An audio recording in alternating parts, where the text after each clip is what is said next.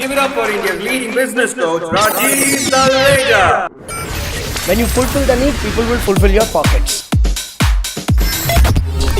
Just because you don't know does not mean it is not possible. Alright everyone, we're live now. We'll wait for a couple of minutes for people to start coming in. In the meanwhile, you can start putting out your questions before we go into today's topic of customer is king is an utter lie. So I'd be happy to answer questions in the meanwhile. So we'll wait for people coming in. So just to give you a little background, I'm pretty excited about today's topic purely because of the reason that most business owners struggle when it comes to sales because, you know, desperation takes over. Hi Neeti, hello.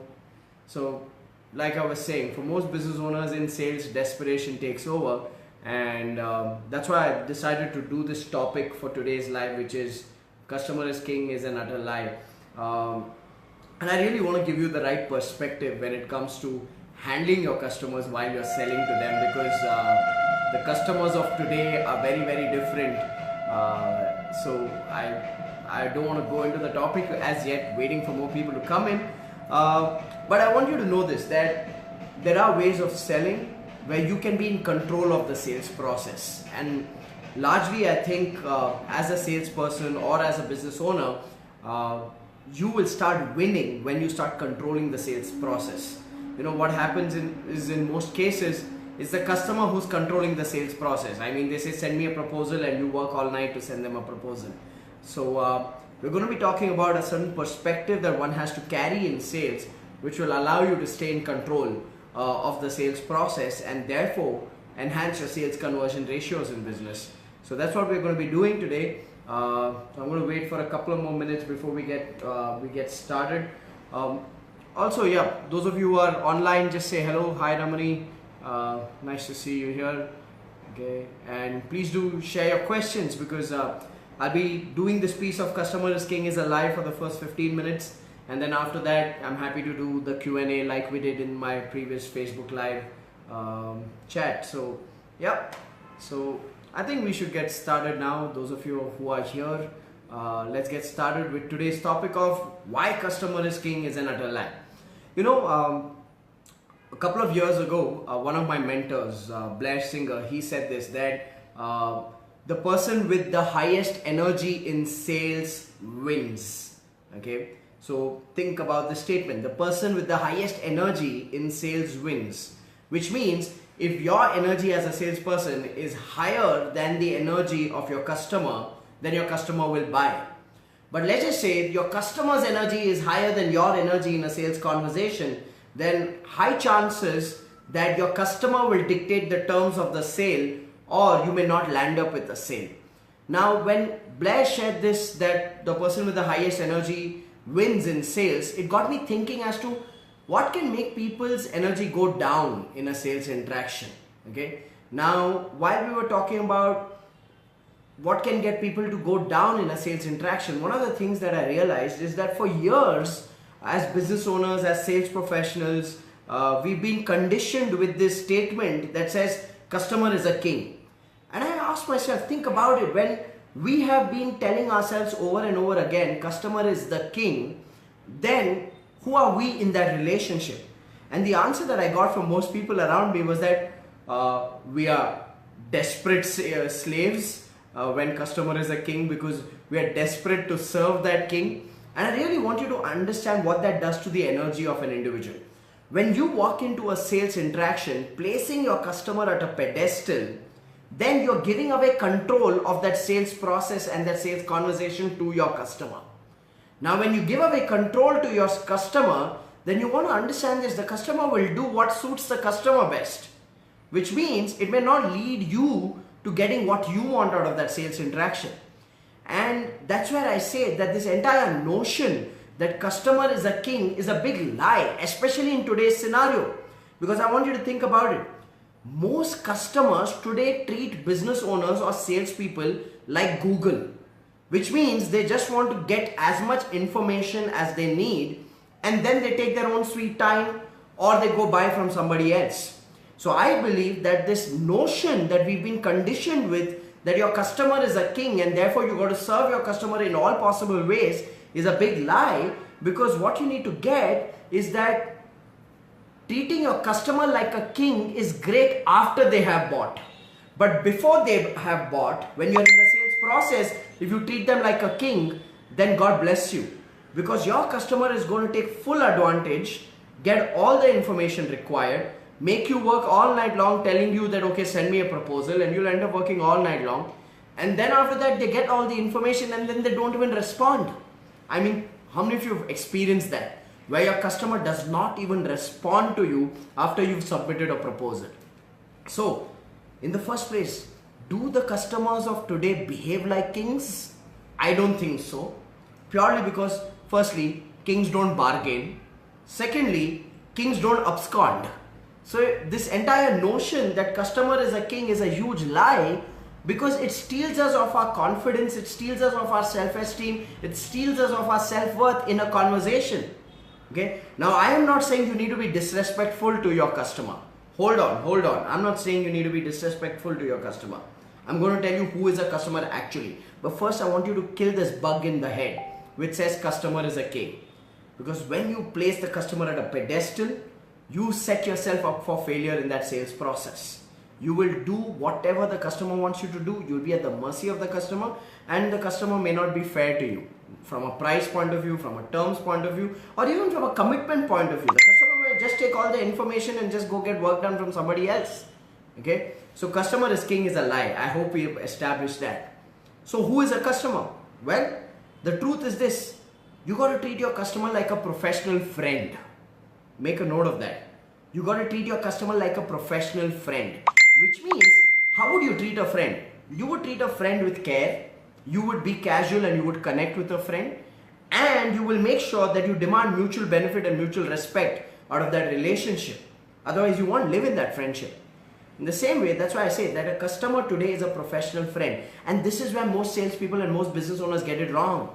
They want to be all uptight and formal in front of their customer.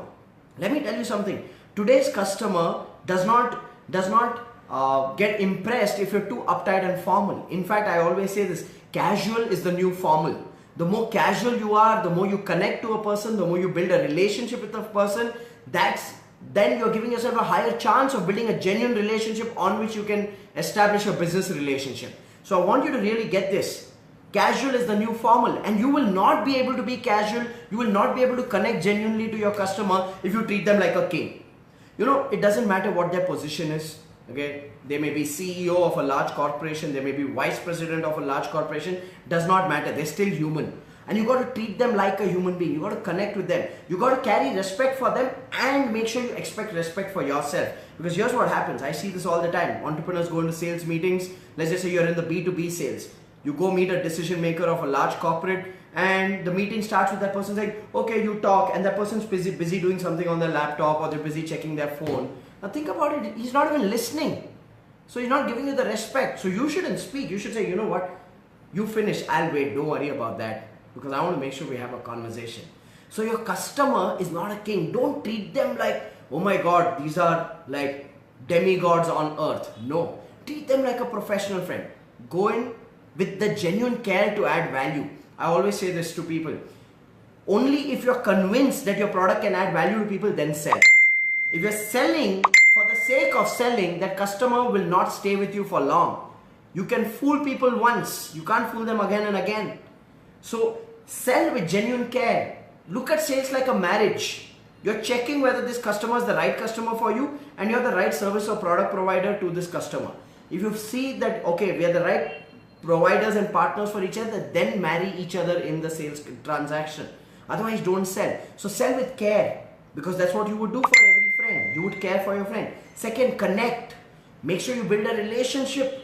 Make sure you're casual. Don't act like they have horns and a tail and you are like some diminished being who has to submit to this so-called king. No, treat them like a professional friend. Treat them like they're human. Okay, talk to them casually. And at the same time, make sure that you demand mutual benefit. Because this is where most salespeople get it wrong. most business owners and salespeople, they don't know what is their walkaway price. And it's important for you to know your walkaway price. Let me explain what's your walkaway price. Your walkaway price is a price below which you will not do the deal. You got to know this. Because if you don't know your walkaway price, then in every sales conversation, you are desperate, you're uncertain, your customer's negotiating, you're desperate to get the business, so you're willing to do whatever it takes. You got to know what's your boundary price, okay, below which you don't do business. So make sure you're safeguarding your interest of mutual benefit as well, and it's a relationship of mutual respect. So the key is this, guys, okay, customer is not king. Customer is a professional friend. A professional friend towards whom you need to carry care, genuine care. You need to be connected, be casual, and at the same time, you need to make sure that it's a transaction of mutual benefit. And for that, you need to know your walkaway price, below which you will not get into the deal. When you start treating your customers like a professional friend, you will see your sales conversion ratios going up. Because I want you to think about it. If you treat them like a king and you play one level lower in your energy and posture and position in the sales discussions and communication, then your customer may extract all the information from you, but he may not really buy from you because you put yourself in the shoes of the customer. We buy from people who we see are confident. We don't buy from people who we see as desperate. So think about it. If you're treating your customer like a king and doing whatever they say without generating commitments for yourself, you're not showing confidence in the relationship. And because you're not showing confidence, they will treat you like Google. Take all the information and buy from somebody else. But when you treat your customer like a professional friend, you build a relationship, you're connected, okay? You make sure that it's a relationship of mutual respect and mutual benefit. And because you're confident in the process where you're saying, hey, we are at the same level, okay? That's when the customer is convinced that I'm talking to the right person. People buy from confident people. People don't buy from desperate people. And desperation in sales can be seen in many ways. Some people don't sell, they plead their customer. Sir, Karlona, sir, take it, no, sir. This one target will be done, sir. Well, the customer is not interested about your targets. So your desperation does not work. Okay? Your pleading does not work. You got to really add value, showcase to the customer how you are the right fit for them. And for you to be able to do all of this in the first place, who are you? Do you respect yourself in that sales conversation, or are you placing that customer at a pedestal? Guys, customer is not a king. Customer is a professional friend. And if you're still not convinced, then let me tell you something. Kings don't bargain. So if your customers are bargaining, they're not being kings. So don't treat them like kings. Kings don't bargain. Okay? Treat them like a professional friend. So I hope you get the perspective of why I made that statement that customer is not a king. And I hope you got direction of how you got to treat your customers like a professional friend. Care, connection, be casual, mutual respect, mutual benefit. That should be the pillar of your sales conversations and your sales interaction and your sales relationships with your customer. So I hope that added value to all of you. Now I'm happy to take as many questions. So please shoot your questions, type out your questions, and I'll pick them and I'll answer them. Anything to do with your business, if you have anything specific to sales, I'm happy to answer those questions today. So we're going to be open for questions. I'm going to start seeing if any of you ask questions. Everybody's saying hello, yes. Okay. So if you have a question, shoot it right now. Okay. And in the meanwhile, also, if you don't have a question, tell me what you got out of today's conversation. When I said that customer is king is a dangerous lie that steals your self-confidence and your self-esteem in a sales interaction. Okay. All right. So share your insights as well. And remember this, casual is the new formal. I always say this to people, casual is the new formal in business. If you're not going to be casual, you're going to be stuck out, you're going to be uptight, you're not going to build a relationship, you're not going to establish rapport. And if you don't establish rapport and you don't build a relationship, your chances of selling are very, very low. Well, Ramni has made a good statement. He says, well, it's always win-win or no deal. Let me give you a perspective, Ramni, and this may be a perspective that a lot of you may enjoy. It's win-win or next deal, not a no deal. Because I want you to understand this. Sometimes what happens is if a deal doesn't come through, we disconnect from that customer. We don't continue to build our relationship. We don't continue to nurture our relationship. So it's always win-win or next deal, which means even if it doesn't work out, tell your customer, hey, no problem. Let's build a relationship and stay connected to people. Stay connected because you will get the next deal. Okay, phenomenal. 1 second, my camera just flipped. Yes. All right. So yeah, we have a question from Kalaivani. After sharing the proposal, they are not responding. How to handle that situation? Brilliant question, Kalaivani. So let me tell you something. Before even you send a proposal, you need to draw out certain ground rules for your customer. Like, I used to do B2B sales for a good 10 years. And when I used to do B2B sales, the customer used to tell me, okay, Rajiv, do one thing. Send us a proposal. We'll get back to you. Here's what I would say. I'd say, fair enough. I'll send you a proposal. But I have a request. Can I ask you something? Now, this is a magical question. Remember this. You always got to ask your question. I have a request. Can I ask you something? And the customer goes like, what? Okay. And I'm like, and the customer goes like, yeah, go ahead. Ask me whatever you want. I would say, are you sure? So I'm getting a commitment. You're like, yeah, I'm sure. And then I would say, you know what? I'm going to send you the proposal, but I have just one request. After receiving the proposal, I would like feedback. The most painful thing for me as a salesperson is when I work on a proposal and send it and then there is absolute silence from the customer. That makes me anxious. So I want a promise from you in return. And see, this is called being casual. I want a promise from you in return. Whether it's a yes or a no, I want you to give me feedback. And if it's a no, tell me why, so at least I will learn out of it. Try this out, Kalaivani, and you will see that you will at least start getting a response. Okay. Alright, Humaira. How to take our business to people apart from Facebook? Well, Humaira, there are multiple ways. I mean, if you're talking about marketing yourself, then digital is definitely a great platform, but you got to check relevance. What I find funny is a lot of people whose customers are not on Facebook are marketing using Facebook. Just because they feel that, okay, I got to be on digital and I got to get likes on my page. So there are multiple ways. There's relationship marketing, there's telemarketing, there's field marketing. I teach a lot of strategies called magnetic marketing, but those strategies are customized to different businesses. And these are strategies where the customer comes running after you. So this is where I customize one-to-one for a lot of businesses that I coach and I work with. So beyond Facebook, there is definitely a world. There's search engine optimization. There's being a part of search engines like Just Dial or IndiaMart or different search engines. Every industry and domain has search engines today. And then the traditional stuff always is there, joining business networks and doing that activity. So explore these strategies, Humaira. Kunal's question: in today's competitive world where the customer has so many options, can we still be like a win-win is important, else we don't sell? Well, Kunal, can I tell you something? Most business owners and salespeople have a fear of missing out, which means if I don't sell to this customer and I walk away from the deal because it's not a win-win, then I may lose a customer. Well, you have this insecurity only and only under one circumstance.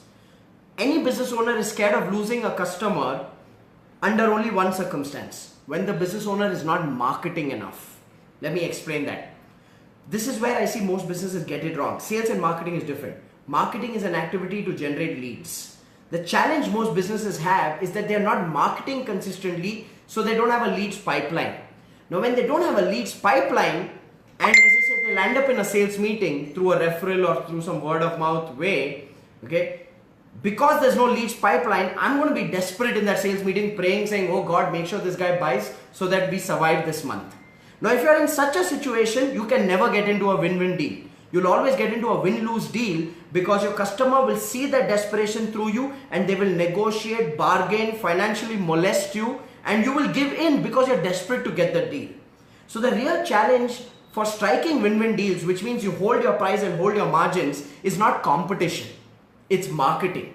When you're doing enough marketing and you have leads in the pipeline, you will hold your price and you won't be scared to tell people, this is the price, take it or leave it. If not you, somebody else. But if you're not marketing, then you're definitely insecure in a sales interaction and you're like, anything he's willing to give, let me take it. And this is where most business owners get it wrong. They're playing a rotation game. But if you do marketing, then you play a profit game. You hold your profit, you hold your margins, because the level of confidence you will have is very different. So it's nothing to do with competition, Kunal. It's to do with whether you're marketing or not. Does that make sense? Alright. Suresh. I believe customer is a king because as a guide or as an aid, what I would like is to make him win his war or come over his crisis. That is business all about. Well, Suresh, I agree customer is king in operations, which means When the customer becomes my customer, I will serve him like a king. I will add value to my customer. I will solve his problems. I will make sure he gets the best. My statement in today's context of this live chat was customer is not a king in sales. When you're selling, if you're treating them at a pedestal, then you're not going to win, Suresh. I know it's a very nice thought that customer is a king, but customer is a king after they become a customer. Till then, they are a prospect, and in that sales interaction, don't treat them like a king. That's my point of view, Suresh. Anup. Okay, Anup says very well said. In the hope of getting customer, we go ahead and give all information to the customer. In the process, we lose the edge we have, and the customer then buys it from somewhere else or get it done themselves. Well, the key here, Anup, if you don't want this to happen, is that every step of your sales interaction, you got to generate commitments from your customer, which means you got to ask a lot of questions like, hey, when are we looking at signing the deal? Or what are the steps for us to buy? These are questions that a salesperson or a business owner has to ask. The mistake we make is we're not asking enough, we are only talking. You know, I always say this, sales is 20% speaking, 80% listening. Most people do it the other way around. When you do it the other way around, where you are speaking and presenting your presentation, your proposal, your company profile, only you are excited with that information. The customer is not. So when you switch and you ask a lot of questions, you make sales a conversation, then you can generate commitments and make sure you're in control, Anu. Try that out. All right. All right. Raghunath's question. Hi Rajiv, you mentioned demigods. Doctors are one with tall egos. How do you deal with such people? Well, Raghunath, if you're in the pharma business, I understand your pain because your medical representatives walk into a doctor's cabin and they get 60 seconds to impress the doctor to write prescriptions. I know what you're talking about, Raghunath. But let me tell you something. Two ways of encountering that. One, make sure that your value proposition is very strong. Okay, whatever you're offering needs to be very, very strong. There has to be a win for the doctor, win for the patient. Build your brand, market yourself. Look, most sales problems are not sales problems, they are marketing problems. People face problems in their sales not because they are not good at selling or that they are not taking enough action in sales. They face problems in sales because they are not marketing. Marketing helps you build a brand, helps you create a desire in the customer. Marketing is about adding value. So when you use marketing strategies to attract doctors and there is familiarity of your brand and people know you, then that ego comes down and they're willing to have a conversation because they want you. So no matter who it is, doctors, I have sold to government professionals, and I can tell you this, okay, there are methods for you to make sure that they respect you, and that's a lot to do with your marketing. Reena's question. Hi, seeing current situation, can't think of any business neither getting good opportunity. Well, Reena, all I'm going to say is that there's money everywhere, Reena. I will tell you this one thing. There's nothing called as macroeconomics that affects small and medium businesses. Okay, recession does not affect small and medium businesses because consumption is always taking place. Where it affects people is in the mind. Oh, market is down, and they become lazy. But when you're proactive when the market is down, people are still buying. Whatever products or services, people are still buying. The question is, are they buying from you? And they will buy from you if you're in front of them, if you're visible. If you're not visible, if you're sitting at home or in your office waiting for people to come to you, not going to happen. So, Reena, just get started. Don't wait for the right opportunity. Get started, get it wrong, and then get it right. Tushar, I face an issue when persuading a lead. When customer buys time for a week or so, in the background, competitors are also talking to him, which is obvious. Okay? Which is obvious. So what I don't know is how to be in the customer's mind for this time. Most of the time, disconnect happens with the client in this period. So, well, Tushar, this is a classic case where what happens is you met the customer and the customer is going to take some more time to buy. But you've opened all your cards in front of the customer in your initial interaction. Now, because you've opened all your cards in the initial interaction, you become old memory for the customer because now the customer is hopping and checking other competitors out. So always have some cards close to your chest and let the customer know that, hey, listen, we'll talk about this at this stage of the buying process. When you're ready, then we'll talk about this there. So Your initial stages should just be about building the relationship, building confidence, understanding requirements, and then from there, make sure the communication is stacked up. Don't finish all communication in one interaction. That's the mistake you could possibly be making. So make sure you don't make that mistake. Shrikant, market is a king and set of probable customers is a market. So rightly so, we cannot treat a particular customer as a king and lose out on the market on the whole. Absolutely, there are enough customers for any business. You know, when business owners walk up to me and say, sir, dhanda down hai, or market is low, or nobody is buying nowadays, I say this to their face. You're not selling, that's why nobody is buying. You're lying. You're sitting in one place and hoping for customers to come to you. Not going to happen, my friend. People are always buying. Money is always being spent. You got to just be out there and you will make that money. Alright, Syed. How to make customer hook for a long-term engagement in providing counseling? Well, Syed, now you're talking to me about your business model. So if you're providing counseling services and it's like one session, I would say stop selling one session. Because you also know one session you can't add that much value. Always stack it up. 3-month engagement, 6-month engagement. And then have other alternate services to offer. Assessments, things like that. So you got to add more value. It's not about selling, it's about adding value. So when you got to figure out what is value addition for my customer and add that. That's what makes sure that the engagement is there. Ashish, customers always finding better prices. So how, okay. Better prices, quality of product they require is as per the specification. We can't play with the quality to reduce price. So how to sell to them? Price is the only thing that they want. How to handle this? Well, Ashish, I empathize with you firstly. At the same time, I don't agree to the situation that you're talking about. Look, and I'll tell you why.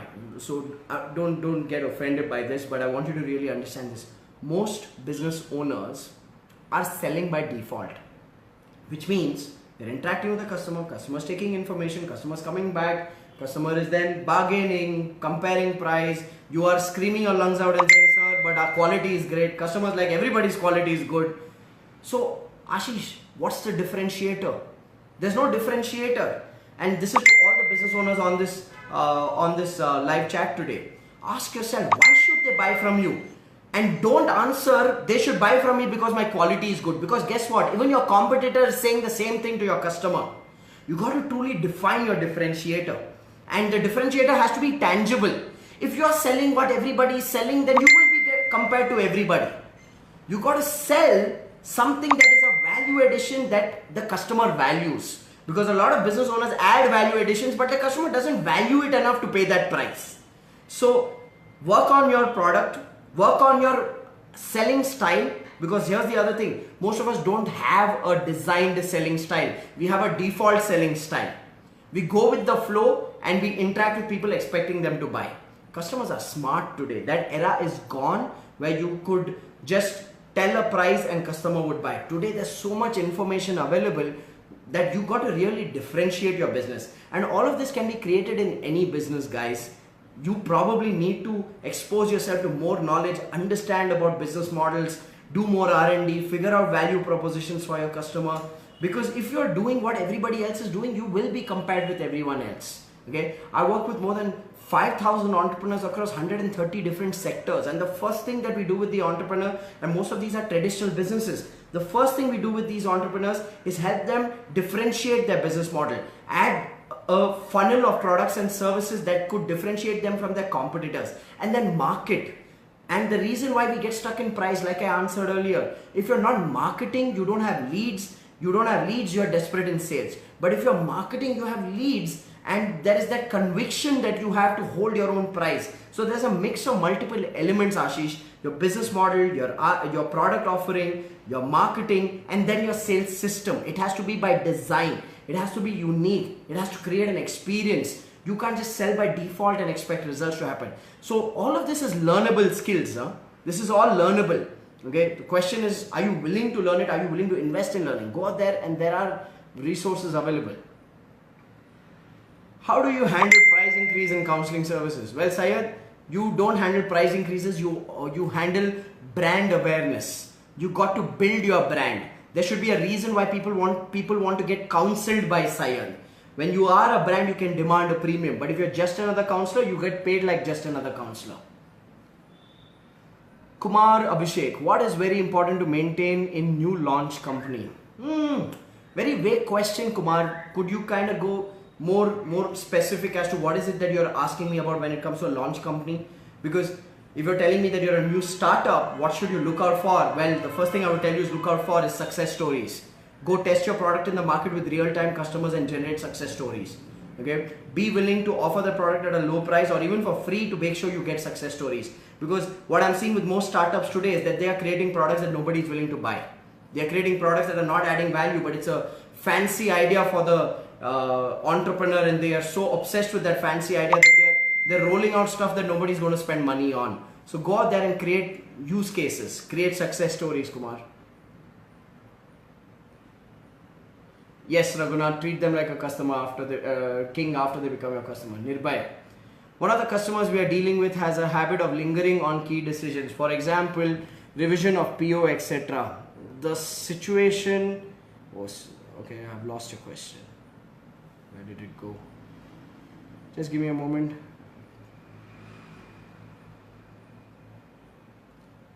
Alright, yeah, Nirbhay, I found you again.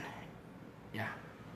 So you said the situation is such that we have to threaten to stop supply to get the attention, but I feel it's not a solution and not the way I want to keep on doing business. How to deal with such type of a customer? Are you ready for the answer, Nirbhay? So what you're telling me is you have a difficult customer who keeps who does things only when you hold a gun up to their head. So if you're ready for the answer, listen to this. Nirbhay, find more customers. Don't be stuck with this one. That's the challenge with most of you. Okay, you got to find more customers. If your customer is not the right customer, does not have the right attitude, the right ethics, find another one. The big challenge for most business owners is their entire business is dependent on 2 or 3 or 4 customers. Well, if your business is dependent on 2 or 3 or 4 customers, you are not a business. You are a support service to that organization. You are like an employee of that company who's not on their payroll and gets paid only when they want to pay you. Get more customers, Nirbhay. Don't try to change a jerk. If he's a jerk, accept he's a jerk and move on. Okay, Juliana. Hello, Juliana. So, as you said, there are so many marketing avenues. What is a good avenue for small businesses to start with? Well, Juliana, it depends on your target audience. Are you B2B or are you B2C? If you're B2C, of course, digital is a great platform. And again, you got to do good targeted content. You got to generate a lot of content if you're going digital as a way. If you're B2B, then there are different marketing approaches where you can use an education style of marketing. We teach a lot of magnetic marketing strategies to businesses where they can open the door of an influencer. So if you message me offline, I will tell you one, Juliana, just for you. Okay. So the key is to understand who is the target audience and what is their approach to buying and how can you position yourself in credibility and power so that they attracted to buy from you. That's a lot of marketing stuff. Yogendra, how to compete with online e-commerce site? Well, Yogendra, if you're in a traditional product business which is getting a hit and a beating today because of e-commerce sites, then let me give you a way of competing with online e-commerce sites. Don't compete with them. Shift your business line or become a reseller to these platforms. Because I'm telling you this, I meet a lot of people, traditional retail, and they're like, yeah, 20 years, I made a lot of money in retail today. Not even a fly is walking into my retail store because you have these Amazons and Flipkarts who've disrupted the market. And they sit and complain, cry, act like a victim. Some go to the extent over a drink and say that, hey, the government should ban these e-commerce sites because they're hitting small businesses. Well, all of that is not going to happen. You realize that, right? That's just your fancy. So the smarter thing to do is adapt. Your traditional retail store had a run for 20 years. Great. Now adapt, reinvent. Don't hold on if it's not working. If the market is disrupted and there are better value proposition that a customer is getting, don't hold on. That's the big mistake business owners make. Tushar, okay, I answered this question. Prashant, what to do when customers are not buying because we are not giving credit? Find another customer or give credit, Prashant. Look. Alright, I'm back. Am I back? Alright. Yeah, so if the customer's need is credit and you cannot meet it, then that's not your customer. That customer profile doesn't suit you. So find other customers, and if every customer needs credit, then change your approach, change your business model, provide credit. If that's a norm in your industry, don't beat the market. Don't try to beat the market. And if you don't have capability for credit, find another business where you don't need to give credit.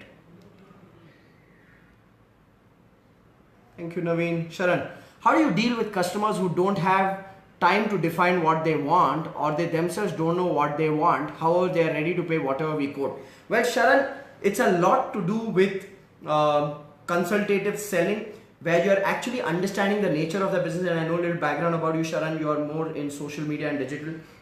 So understand the nature of the business of your customer, understand who's their target audience, and how your service can serve your customer to serve their customer or to reach more customers. So in all honesty, this is where you got to play an expert for your customer and define what should be their needs.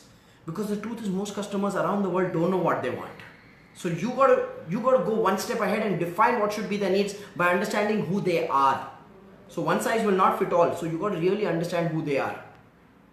Soumya, what happens when your customer is an elite athlete and I am a fan of them, but I agree with you, PACE and MBA taught me so much. Okay, yeah. Okay, Soumya, you are a part of my coaching, so you have the answers. Okay, alright. Alright, Narayan. Okay guys, so I'm going to sign off now. I'm going to go back, okay, catch up on some work. But I hope you like these Facebook live chats with me, and I'm going to be doing this once in 2 weeks. So every fortnight, let's catch up.